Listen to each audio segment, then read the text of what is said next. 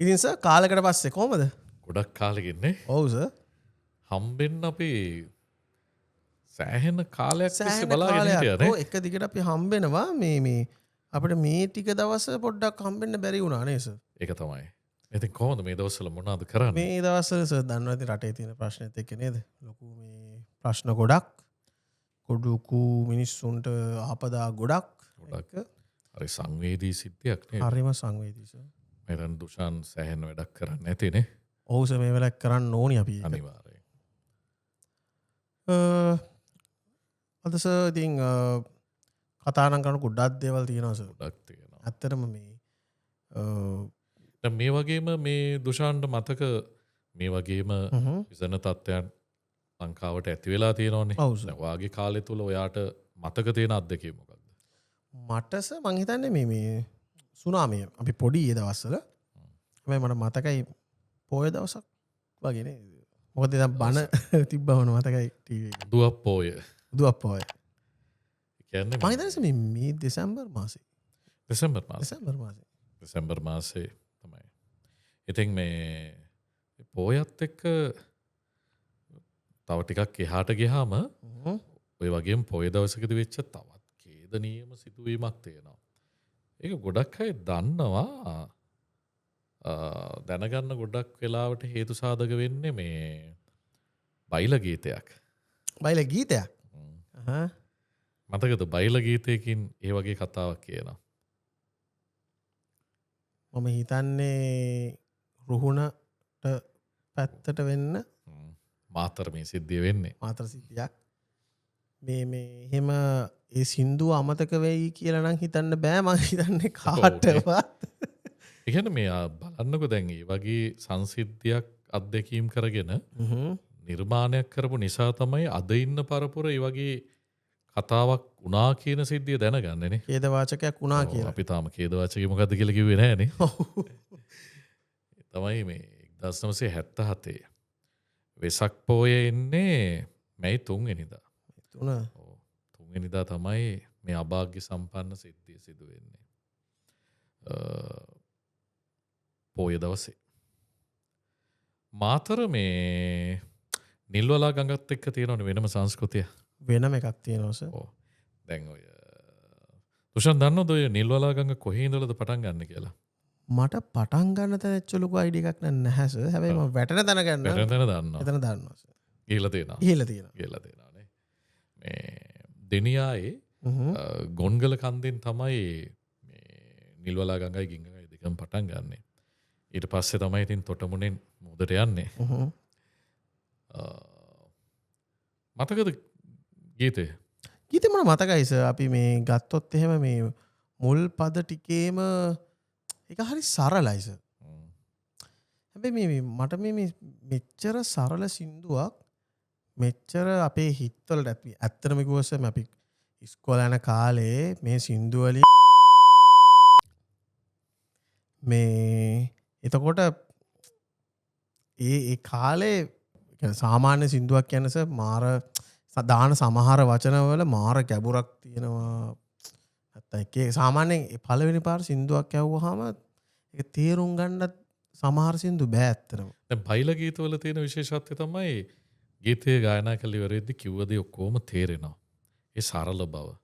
එයාලගේ භාෂාවත් හරි ලස්සනයි. බයිලා කියන්නේ ඉතින් අපිට පෘතුගීසිකින් ලැබිච්ච දෙයක්. හොඳ නරක දෙකම ලැබිලා තියෙනවා. දෙකම ලැබිලා තියෙනවා. ගොඩක් වචනත් මං හිතන්නේ මේ අපිට මේ අපි භාවිත කරන පෘතුගීසින්ගෙන් ලැබිච්ච වචන තියෙනවා ලන්දේසින් ඒක වෙනම කතා කරන්න ඕනේ. වෙනම කතා කරන්න වෙනම එකක්. දැන් ඔය බයිලා කියන්නේ මේ පෘතුගීසි භාෂාවෙන් කියන්නේ මේ බයිලර් කියලා. බයිලර්. ඔව් බයිලර් කියලා කියන්නේ මේ නර්තනය. නැටුම. ඉතින් ඔය කපිරිඤ්ඤා අපිට ලැබෙන්නේ පෘතුගීසින්ගෙන්. දැන් කපිරිඤ්ඤා ලැබුණාට පස්සේ ඉතින් ඕක මුහුදුබඩ පළාත්වල ටිකක් ජනප්‍රිය වෙනවා. උත්තල මඩකල පුපැත්තේ. ඉතින් පසු කාලීනව මේ කොහොම හරි සියවස් ගණනාවක් ගිහිල්ලා 80 වෙනි සියවසේනේ පෘතුගීසින් ලංකාවට එන්නේ. 20 වෙනි සියවස වගේ වෙද්දී මොරටුව පැත්තෙන් මේක වෙනම කලාවක් විදිහට එළිබහිනවා. තාම තියෙනවා. ඔව් ඒ කියන්නේ මොරටුවෙන් මේක බයිලා වෙනවා. කියන්නේ දැන් මුලින්ම ඔය කපිරිඤ්ඤා තාලයට තමයි මේ බයිලා කියන්න පටන් ගත්තේ. හැබැයි හරි අපූර්වත්වයක් තියෙනවා මේ 6/8 beat එකත් එක්ක තමයි බයිල කියන්නේ. තමස මේ වාද බයිලා තාමත් මේ ටීම්ස් තියන තමන් අපි දැකලා තියෙන මාර හන්ඩ මාර ලස්සනයි තාම තියෙනවා මේ මොරටුව පානදුර පැතිවල ඇති එකන මේ දැන් ඔය බයිලා කිව්වහම මේ දැන් තියෙනවා මේ කෝරස් බයිලා කෝරස් බයිලා කියන්න මේ අපේ මේ කවුද මේ අපේ බයිලා කින් කවුද අපේ වොලි බැස්ටි වොලි බෙස්ටේන් වොලි බෙස්ටේන් තමයි මේ කෝරස් බයිලා ජනප්‍රිය කරන්න ප්‍රියවෙන් එක අර තියෙනවනේ එකම කාණ්ඩේ එකම කාණ්ඩේ මුල්ල මැද මුල මැදාග කෝරස් බයිලා ඒකම වාද බයිලා ඊළඟට පපර බයිලා තියෙනවා ඊට පස්සේ ඉතින් අර කැලිප්සෝ බයිලා මේ බයිලා ඒ කියන්නේ ශානර 4ක් ඔස්සේ ඉතින් මේ බයිලා ලංකාවේ ඒ කියන්නේ ලංකාවේ රසිකයා එද බෙද ගන්නවා.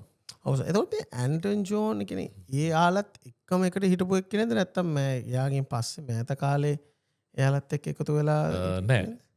වොලි බෙස්ටියන්ට පසු කාලීනව තමයි ඇන්ටන් ජෝන් එන්නේ. වොලි බෙස්ටියන් තමයි 1940 වගේ වෙද්දී ඒ කියන්නේ 40 ගණන් වල තමයි බයිලා නැගලා එන්නේ. මොරටුවරෙන් නැගලා එනවා.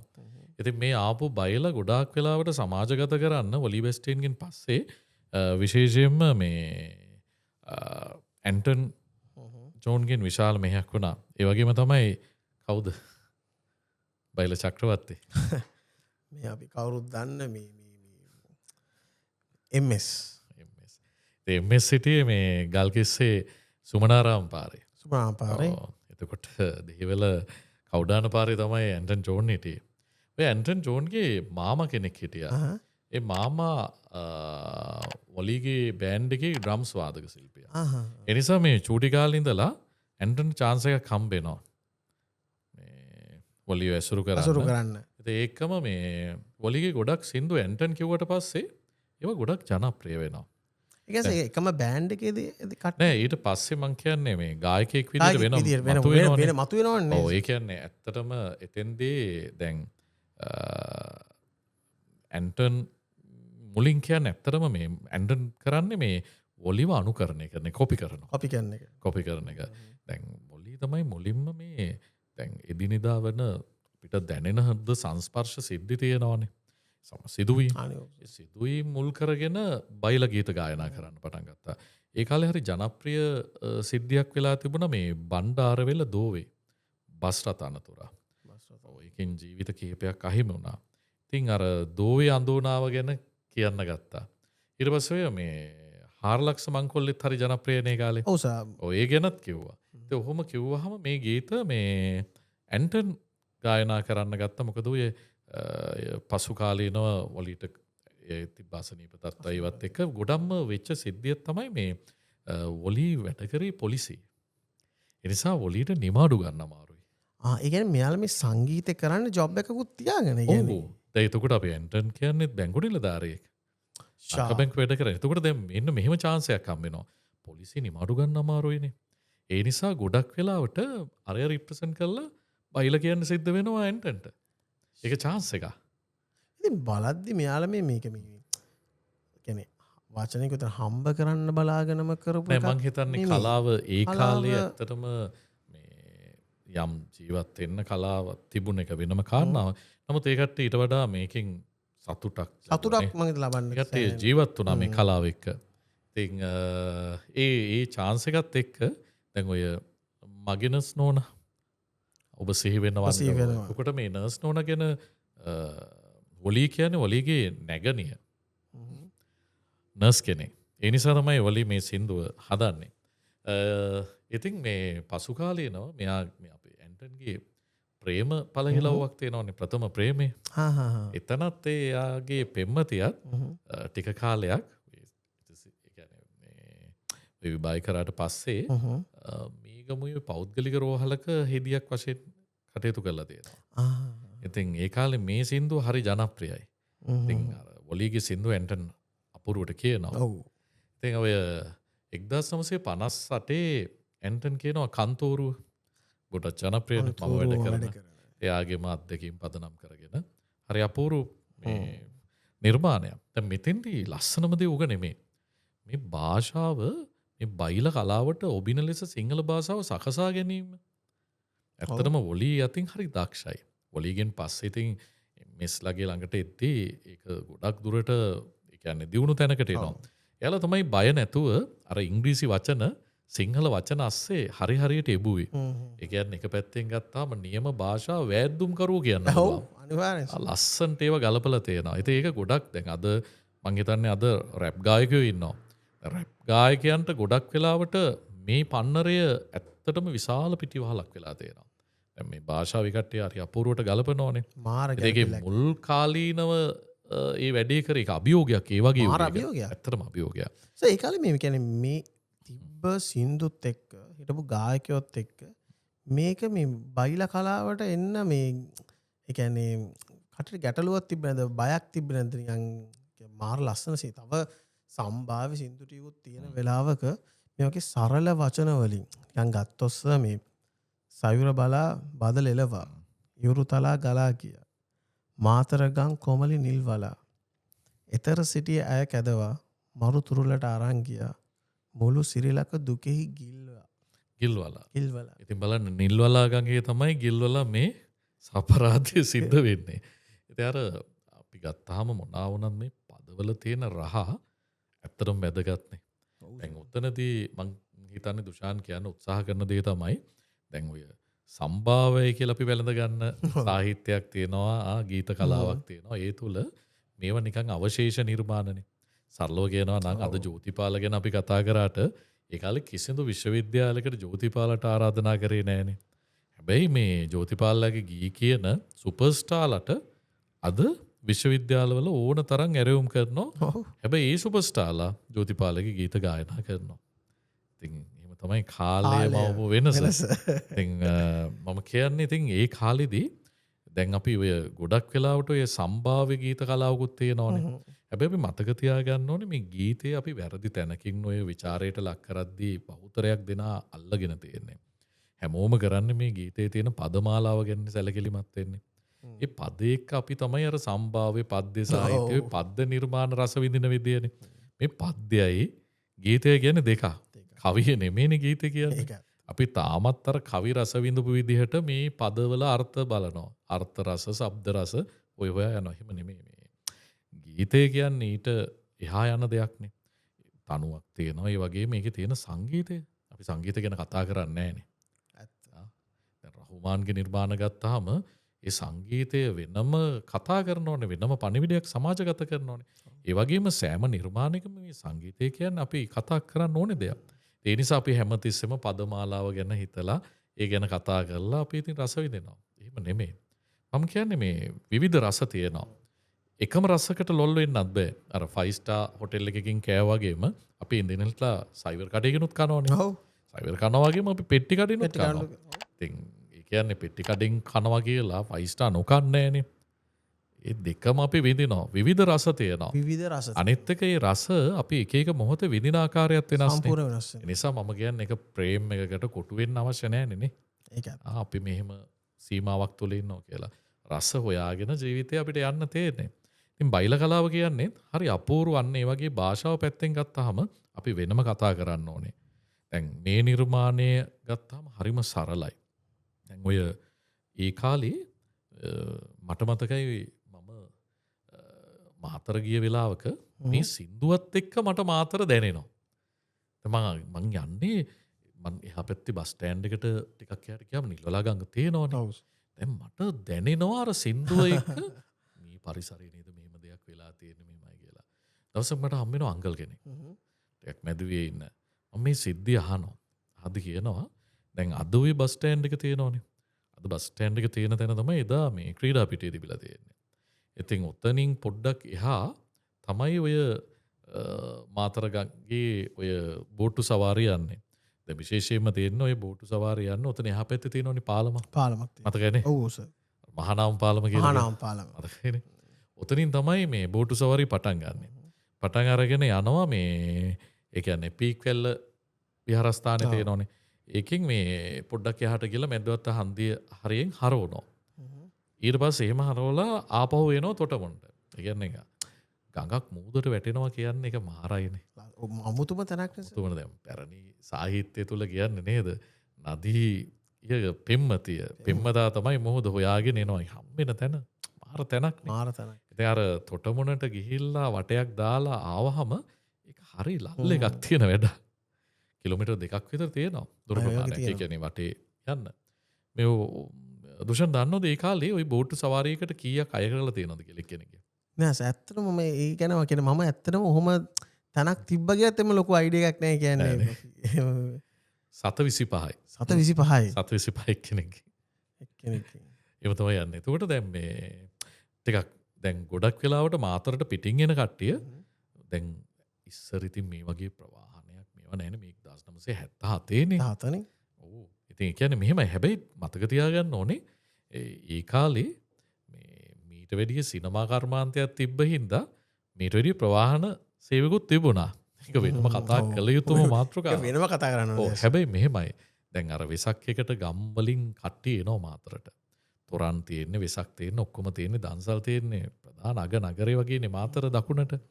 ඉතින් එහෙම ආවහම නිල්වලා ගඟේ බෝට්ටු සවාරියක් යන්න අමතක කරන්නේ නැහැ. ඉතින් අර දීවර සමිතිවල විවිධ බෝට්ටු තියෙනවා. දැන් එදා මේ ගමන යන්න පිටත් වෙච්ච බෝට්ටුවේ නම හරි ලස්සනයි. නම තමයි ආසයි බයයි. ආසයි බයයි. බෝට්ටුවේ නමයි කියලා කියනෝනේ. ඇත්තට මේක වාර්තාවක්. ඒ කියන්නේ මේ සිද්ධිය හැමම මේ බයිලා ගීතය තුල වාර්තාකරණයට ලක් කරලා දෙනවා. හැබැයි ඒක එහෙම අපිට වාර්තාවක් කියලා කියන්න බෑ. එහෙම වාර්තාවක් නම් අපිට පත්තරේ කියවුවා නම් කොහේ හරි විස්තරයක් දැක්ක නම් ඒක මතක හිටින්න ඕනේ. මම ඒකයි කිව්වේ ගීතය කියන්නේ වෙනම තැනක තියෙන්නේ. ඒ බයිලා ගීතයක් හරි පංච් එක අපිට හරියට දැනෙනවනේ. බීට් එක ඒ මෙලඩි එක වගේ මේ තියෙන ඉන්ස්ට්‍රුමන්ට් එහෙම හරි අපිත් එක්ක පොඩි හෘද සංස්පර්ශිතතර එන ලබෙන්දියාවක් තියෙනවනේ. ඒ කියන්නේ බාණ්ඩ පව අපි පසුකාලීනව වෙනස් කරගන්න ඕනේ.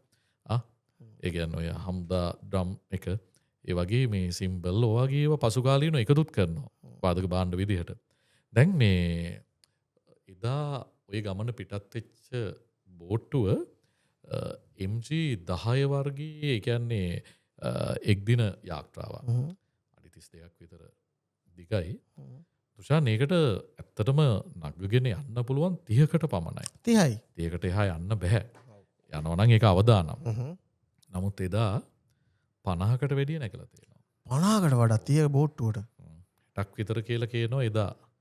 ඒ කියන්නේ එතන බලන්න කවුරුත් නැද්ද මේ මොකද? ඉන්නවා. ඒ කියන්නේ නියමුවෙකුත් ඉන්නෝනේ. ඒ වගේම ඔය ටිකට් කඩලා දැන් අර බස් එක කන්ඩක්ටර් කෙනෙක් වගේ කෙනෙකුත් ඉන්නවා. ඒක තමයි. මට මතක විදිහට ඔය අරගෙන ගිහලා තියෙන්නේ සිරිපාල කියලා. මහත්මයෙක් තමයි අරගෙන ගිහලා තියෙන්නේ. හරි. දැන් ඉතින් ප්‍රශ්නේ තියෙන්නේ මේ එහෙම එපා කිව්වට මෙයාලා අහලත් නැහැ. අහලත් නැහැ. ඉතින් ඇහුවේ නැහැ කියන එක හේතුවක් නෙමෙයි. නේ පස්සේ උකේ නඩු විභාගයකුත් යනවනේ. මේ යා පදවගෙන ගිය කෙනා ජීවත් වෙනවනේ. ඊට පස්සේ දින 14ක රක්ෂිත බන්ධනාගාරගත කළා. පස්සේ අවුරුදු 2කද කොහෙද දඬුවමක් දෙනවා. එහෙම සිද්ධියක් වෙලා තියෙනවා. ඉතින් ඒක වරදක් වෙලා කොහොමත් තියෙනවනේ. ලස්සනම සිද්ධිය කියන්නේ ඒක නෙමෙයි. මේ අවුරුදු 18 වගේ මේ තරුණයෝ තමයි ඉඳලා තියෙන්නේ. ඒ කියන්නේ මේ බෝට් එකේ ඒවා ඉඳලා තියෙන්නේ. ඔව් මේ ඔක්කොම තරුණයෝ. ඒක තමයි කියන එකත් අහන්න නැතුව කමක් නැහැ කියලා නගින්න නැති. ඒ වගේම මේකේ මේ එකම එක ගෑනු කෙනෙක් ඉඳලා තියෙනවා. එයා ලස්සනයි. ඒක ප්‍රේම කතාවකුත් තියෙනවනේ. මේ දුෂාන්ට පද තියෙනවනේ බලන්න ඕකේ ලස්සන. පද තියෙනවද? ඔව්. ඒක තියෙනවා. නිකල් ටයිටනික් වගේ තමයි. ටයිටනික් වගේ කතාව. මේ තියෙනවා තමයි. පීනන්නට බැරුව නිසා පෙම්වතා ගිලී ගියා. පීනන්න බැරුව පෙම්වතා ගිලෙනවා. පෙම්වති ඉතුරු වෙනවා. පෙම්වති ලොවේ තනි වුණා. ඔය ඉමදුවේ ඉඳලා ආපු පුෂ්පරාණි කියලා. මම හිතන්නේ තාමත් ජීවතුන් අතර ඉන්නවා. ඉතින් එයා තමයි ඉඳුරලා තියෙන මේ සමහරු කියනවා මේ අලුත බැඳපු යුවලක් කියලා. ඉතින් මේ ලව් බර්ඩ්ස්ලා දෙන්නේ. ඉතින් හරිම සෝචනීයයි. ඇත්තමයි. ඉතින් හැබැයි මේ බෝට්ටුවටම ඉඳලා තියෙන එකම කාන්තාචාරිතෙත් මේ පුෂ්පරාණි විතරයි. බලන්න එක මේ කියන එතන ලස්සන. කියන්නේ පීනන්නට බැරුව නියා. පෙම්වතා ගිලී. ඔගේ අනිත් පැත්තනේ වෙන්නේ. කොහොම හරි ඉතින් පෙම්වති ලොවේ තනි වුණා. සෙරෙප්පු දෙක දාලා පෙම්වතා යන්න යනවා. මේක මාර ඒක තියෙන අන්තිමට. ඔව්. කරුමය මෙලෙස කියා අන්තිම ගමන ගියා මව්පිය හිත වතුන් වැළපුණා. ඔය ඒකේ දැන් ඒ කියන්නේ අනිත් කාරණා ටිකත් ඉතින් මේ දරුවෝ නැති වෙන්නේ අවුරුදු 18ක තරුණයෝනේ. ඒ අතර ඉතින් මේ ප්‍රේමයත් මිනිස්සුන්ට දැනෙන කාරණාවක් වෙනවා. ඇත්තටම මේක රටම කම්පා කරපු සිද්ධියක් දුෂාන්. මල්ලි කියන්නේ ඒ කාලේ මේ සිරිමාවුගේ රජයනේ තිබුණේ. ඉතින් පහුවදා ශෝක දිනයක් කරා. ශෝක දිනයක්. ඒ කියන්නේ මේ වෙසක් දවසේද මේක වෙන්නේ? වෙසක් දවසේ වෙන්නේ. වෙසක් ඔය දවසේ. ගීතෙම කියනවා බලන්නකෝ. වෙසක් සඳ නැගින. ඔය කාරණා ටික කියනවා ලස්සනට. ඔව් ලස්සනට ඒ ටික තියෙනවා. ඔව්. ඒ කියන්නේ සර් මේක අපි ඉස්සර ඩෙස් වලට ගගහ නට කෑ ගහලා කිව්වට මේක දැන් තේරුම් බලනකොට ඇත්තට ඇයි එහෙම කරේ කියලා හිතෙනවා. මේ බලනකොට වෙසක් සැද නැගෙද්දී මල කදම් පාවෙද්දී නෑදෑ හිත වතුන් වැළපුණි. හද ශෝකෙන් ලත වෙද්දී net කදුලින් බර වෙද්දී මලමිනි ගොඩට ගේන්නේ. නෑ ඉතින් මේකේ පදමාලාව සරල එකම ගොඩක් අය වැළඳ ගන්න හේතුවක්. දැන් සමහර වෙලාවට අපි හිතමුකෝ දැන් අමරදේවයන් ගායනා කරන ඕස්ට්‍රේලියාවේ තියෙන මේ සුදු නෙළුම කෝ සොරබොර වෙවේ. දැන් ඒවා වෙනම පද තුලින් අපි අර්ථ හොයාගෙන යන්න ඕනේ. දැන් මේවා එහෙම නෙමෙයි. මේවා ටිකක් වාර්තාවක් වගේනේ. සින්දුව කියලා ඉවර වෙද්දි මොකද්ද උනේ කියන එක තේරෙනවා. නමුත් ඉතින් අපිට මතක හිටිනවා. ඒක හරිය දැනෙනවනේ. ඒකයි මං කිව්වර පදවලින්ම නෙමෙයි මේ නිර්මාණ රස විඳින්න ඕනේ කියලා. ඉතින් මේ සින්දු මෙයාම ලියන ඒවද මෙයා ගායනා කරන්න සාමාන්‍ය කියන්නේ නෑ එහෙමත් තියෙනවා. ඉතින් අර මේ ගීතේ නම් ලියලා තියෙන්නේ මට මතක විදිහට DBT එදිරිසිංහ මහත්මයාද කොහෙද? මොකද අනිවාර්යෙන් මතක් කරන්න ඕනේ. මොකද මෙහෙම ගැලපෙන්නත් මේ දේවල් මෙහෙම තියෙනවා කියන්නේත් හරි. ඔව් ඇත්තටම ඒ කියන්නේ දැන් ඒ කාලීන සිදුවීමක් වෙන්න පුළුවන් ඒ කාලේ. ඒක ලස්සනට ගලපන්න. ඒකස තනිකර ඛේදවාචකයක් නේ. ඛේදවාචකයක්. ඛේදවාචකයක්. ඒ කියන්නේ දැන් ඔය සිද්ධිය වෙලා තියෙන්නේ පීක්වැල්ල විහාරස්ථානයේ කියන්නේ පන්සල් ළඟට යද්දී පැත්තක තිබිලා තියෙන කෝන් ගහ. ඒ විහාරස්ථානයේ උර පැත්තේ තමයි කෝන් ගහ තියෙන. කෝන් ගහේ අතු නිල්වලා ගඟට බර වෙලා තියෙන්නේ. දැන් කෝන් ගෙඩි හැදිලා. ඒ අතු බෝට්ටු යදී අල්ලන්න පුළුවන්. දැන් මේ කොල්ලොනේ මේ කියන්නේ ආතල් එක එල්ලෙන්නේ. අර කෝන් ගෙඩි කඩන්න පටන් ගන්නවා. පටන් ගද්දි බැලන්ස් එක නැති වෙනවනේ. එක පැත්තට අත් අල්ල ගන්න ඕනේ. 30ක් යන්න බුලන් බෝට්ටු 50ක් යද්දී. අතිත් එහෙමනේ. එතකොට බැලන්ස් එකේ ඉන්න කියලා කියන්න කට ගද්දිම වෙන්න ඕනේ දේවල් ටික වෙලා ඒ වගේම අත්තේ එල්ලිලාන කට්ටිය අත්තත් එක්ක කඩාගෙන තමයි වැටෙන්නේ. එහෙමලු වෙලා තියෙන්නේ. මාර දෙයක් ඒක. අනිකස මේකයි මේකේ තනිකර කොල්ලෝ. කොල්ලෝ ගොඩක් වාචකයක් හිතේ. මේ මලමිනි ගොඩට එද්දී කියන්නේ කොච්චර සංවේදීද මේ යුගේ. දැන් අද නම් අපිට එච්චර සංවේදීත්වයක් නැහැ. මොකද අද මාධ්‍යකරණය තුල අපි අහන්නේ මේ කුණුමනේ.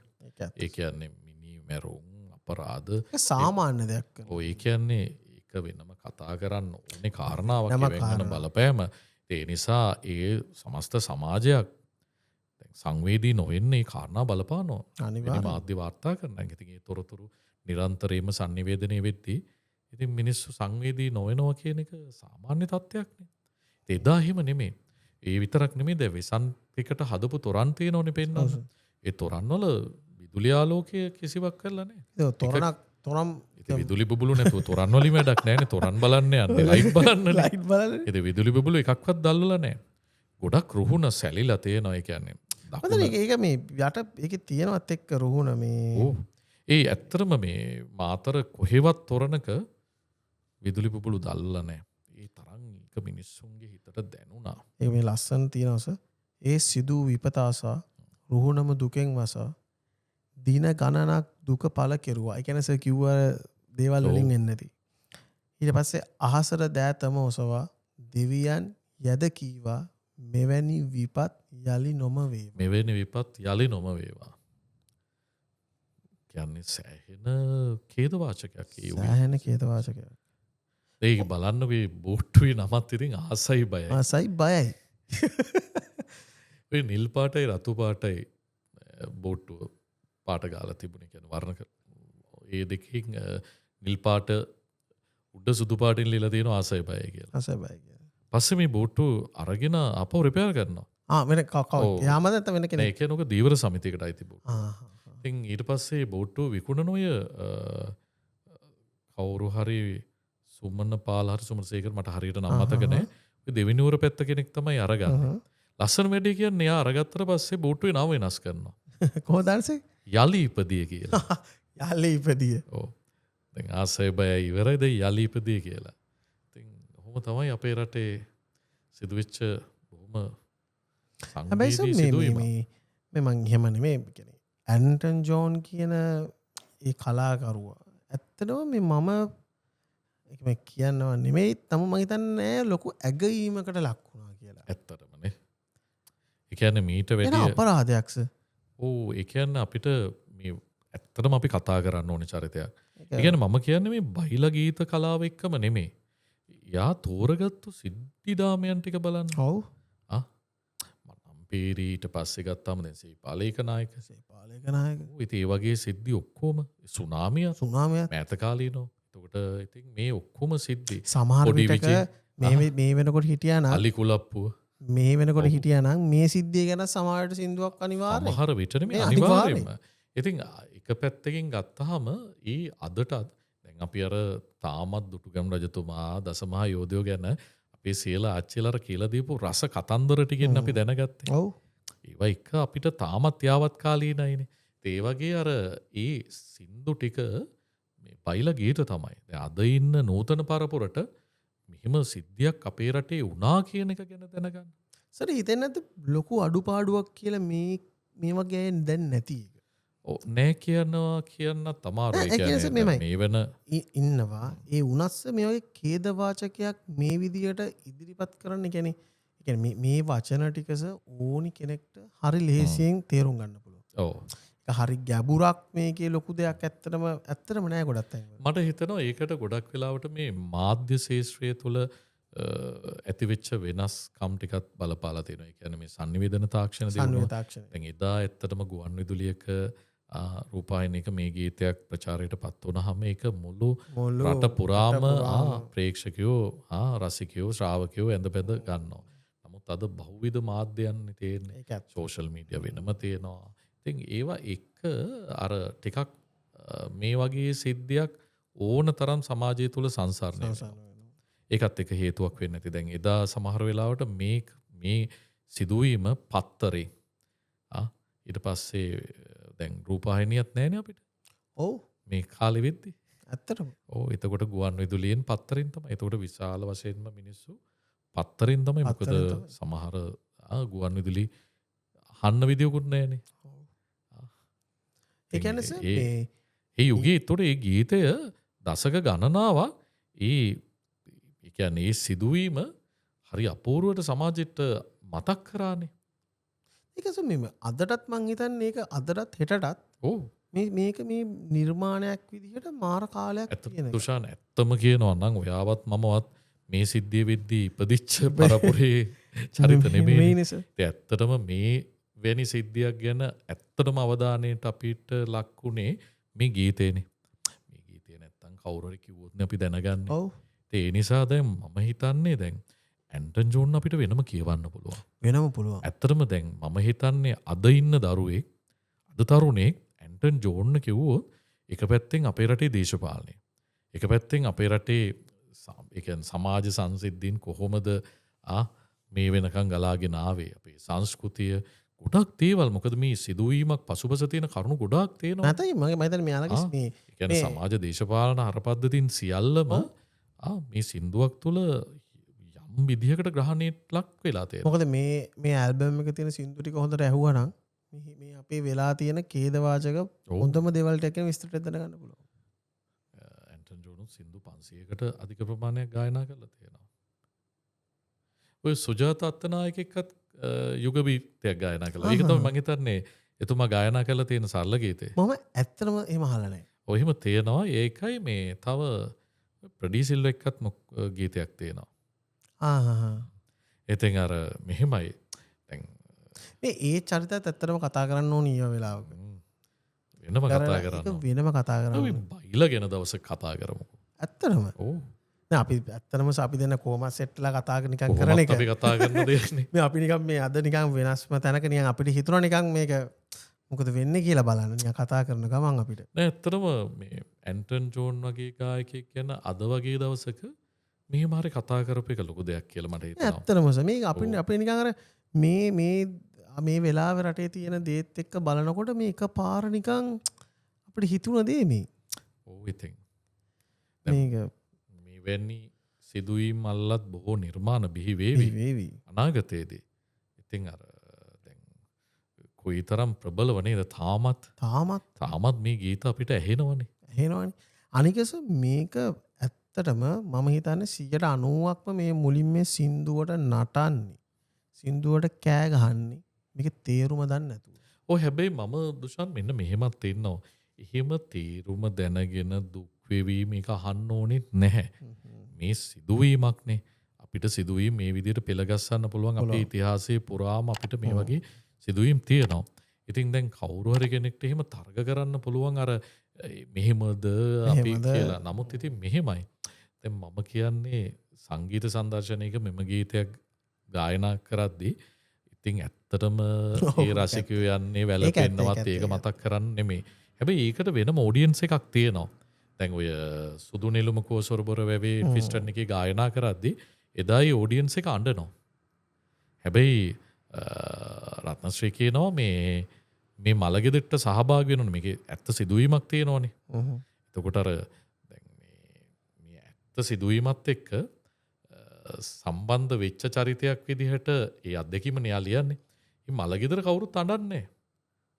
අඩුමතර මේ දැරිවියගේ අම්මා තාත්තවත් අඬන්නේ නැත්නම් මේ දුක නැතුව නෙමෙයි. ඒ තරම් අර ප්‍රශ්නවලට ඒ කරකස පරිසරය තුල ඔට්ටු වෙලා අඬන්න කඳුළු නෑ. ඒකයි යථාර්ථය. හැබැයි ඉතින් අර මිනිස්සු අඬනවා. ඉතින් ඒක වෙනයි මම ඒකයි කියන්නේ. ඒක නිසා මේකදී අපි ඒවත් ඇත්තටම කතා කරන්න ඕන දේවල්. කතා කරන්න ඕනේ. ඒක අපි ඕන තරම් සමාජය තුල කතා කරන්න ඕනේ. දැන් අර සම්භාව්‍ය සාහිත්‍යය ගැන කතා කරද්දී මෑත යුගයේ අපි ඉතින් ඔය නිර්මාණ ගැන බොහෝ වෙලාවට කතා කරනවා. නමුත් මේවත් අපි කතා කරන්නේ. අනිවාර්යයෙන් මොකද මේ තියෙන වචන ඕනි කෙනෙක්ට තේරුම් ගන්න පුළුවන්. ඔය එකයි මම මේ කියන්නේ වචනම කියන්නලා ගන්න එපා දුෂාන්. මේක ගත්තාම ඇත්තටම අර ගීතය කියන්නේ වෙනම කලාවක්. අපි අර පදවලින්මනේ හැමතිස්සෙම අර කවි රසවින්ද වගේ. ඒකස මේ අපිට පොඩි කාලේ ඉඳන් කියලා දුන්න විදිහක්ද කියන්නේ මම දන්නේ නැහැ. කියලා දුන්නෙත් එහෙමනේ. අපි කවි රස විඳින විදිහින් අපිට සාහිත්‍යය කියලා දුන්නේ. ඒතකොට ගීතේ ආවට පස්සේ ඒ ගීතේ රස විඳින්න කියලා දුන්නේ තර විදිහට. අර විදිහම තමයි. ඒ කියන්නේ අපි අර පදමාලාවේ රස විඳිනවා ආර්ථ රස, ශබ්ද රස. අපිට අච්චු වලට වැටිලා පොඩ්ඩක් ඒකෙන් එළියට එන්න ගියාමස තාම පොඩ්ඩක් අර අපිත් ඒ කියන්නේ දැන් රහුමාන් වගේ ගත්තාම ඒ ගීතේ පසුබිම් සංගීතේ ඒවා කොච්චර අපිට ඒව වෙනම කියවීම. ඒ නිසා මම කියන්නේ මේ පදමාලාව දන්න කවුරු හරි සාහිත්‍ය විචාරකයෙක් ඇවිල්ලා ඒ ගැන කරන හැඳින්වීම හරි ඒකේ තියෙන රසාස්වාදයට එහා යන තව කාරණා ටිකක් තියෙනවා. තනු භාවිත කරන විදිය. ඊළඟට සංගීතය ගැන අත්තටම කතා කරාම ඔය සමහරට මේ අපි දැකපු ටෙලිනාට් නැත්නම් ඔය ෆිල්ම්ස් වල මේ මියුසික් එකක් තාම ඇහෙනකොටස මුළු සීන් එක මතක් වෙනවනේ. ඔව්. ඒ කියන්නේ දඩුපස්මානා ඒක අදටත් ඇහෙද්දි දැන් සමහර වෙලාවට එක යුගයක ගිහිල්ලා අපිව අතරමං කරනවා. හරියටම හරි. ඒ අර එක පාර අපි ඒ කාලෙට යනවා. එහෙම දෙයක් නිර්මාණයකට කරන්න පුළුවන්. ඒකත් එක්ක අර අපේ අර හිතේ ඇතුලේ ඒ කාලේ තිබ්බ මතක සමහරලාට සුවදව කියන්නේ සමහර දේවල් මතක් වෙනකොට සමහර අවස්ථාවල වෙනවා. ඇත්තටම සංගීතය කියන දේ ලොකු දෙයක් තියෙනවා. ඔව්. ඒ කියන්නේ එතනින් ලොකු දැන් අපි හිතනෝනේ මේ පද ටික විතරක් කියලා. පදවලින් නෙමේ පණිවිඩයක් දෙන්නේ. දැන් අර කපුගේගේ උලලේනෝ ගීතය අහද්දී ඒ ගීතය ගායනා කරලා ඉවර වෙනවත් එක්කම මියුසික් එක අහන්න ඕනේ. අනිවාර්යයෙන්ම අහන්න. මොකද කරන්නේ? අන්තිමට ඊ සංගීතයෙන් දෙනවා වෙනම පණිවිඩයක්. වෙනම පණිවිඩයක්. ඒ වගේ දැන් අපි ඇත්තට මේක කතා කරද්දී මේ සංගීත අධ්‍යක්ෂණය කරපු අය ඇත්තටම කතා කරන්න ඕනේ. ලංකාවේ තියෙන අඩුවක් තමයි මේ ගීත රසවින්දනය කරද්දී මේ සංගීත අධ්‍යක්ෂකවරයා ගන්නෙ නෑ. එයා ඉන්න ඕනේ. ඒ කියන්නේ නිකන් නෙමෙයිනේ. අනිත් එක තමයි තනුව. ඒ තනුව යොදන්නේ. එතකොට නිකන් නෙමෙයිනේ තනුව යොදන්නේ. ඔව්. ඒ සමහර වෙලාවට ඒ ප්‍රස්තුතයට ඒ අත්දැකීමට ගැළපෙන ආකාරයට තනුව අරගන්නවා. තනුවෙන් විශාල මෙහෙයක් වෙනවනේ. ඒ නිසාර පදමාලාවම අපි අරගෙන හෙට මෙහෙට ඒකෙ තියෙන මෙහෙමයි කියලා ආවියංග්‍යාත්ත මෙහෙමයි මේකෙ තියෙන අලංකාර මෙහෙමයි කියලා හැමදාම අපි රස විඳිනවා. එතනින් එහාට යන්න ඕනේ. ඒ නිසා මේ බයිලා ගීතය කියන්නේ ඒක වෙනම රසක් තියෙන්නේ. ඒ නිසා ඒ සරලකම ඒ බයිලා ගීතයේ තියෙන අනන්‍යතාවය. හැබැයි මතක තියාගන්න ඕනේ බයිලා ගීතය තුලින් හරි අපූර්වට මේ සිංහල භාෂාවට ඉංග්‍රීසි වචන එකතු කරලා හරි ලස්සන සංකලනයක් කරා. ඒක නූතන නිර්මාණකරුවන්ට විශාල පිටිවහලක් වෙලා තියෙනවා. ඒක අපි අවිවාදිතව පිළිගත යුතුයි. ඔව් සර්. මේ කතා කරා නේද? කතා කරා මොකද ප්‍රතා වැඩක් තියෙනවා. ඒක තමයි. මේ එක කරන්නත් උනේ. මොකද අපි කතා කරන හැමදේම මෙතන කතා කරන්න. කතා කරන්නත් බෑ. මොකද අපි මේ වෙනසක් නෑ කල්ල බල අපිනේ කතා අපි නිතරම කතා කරන දේවල් නිකන් අපිත් නිකන් මතකයක් විදිහට මේවා තියාගන්න. එහෙනම් සර් මේ වැඩෙන් පස්සේ පුළුවන් වුණොත් පොඩ්ඩක් කතා කරමු. පුළුවන් වුණොත් නැත්තම් ආපහු දවසක අපි සෙට් වෙමු. ආපහු දවසක අපි පොඩ්ඩක් සෙට් වෙන්න කලින් පොඩ්ඩක් සෙට් වෙලා කතා කරමු. හරි සේන ජය වේවා. හරි ජය වේවා දුෂාන්.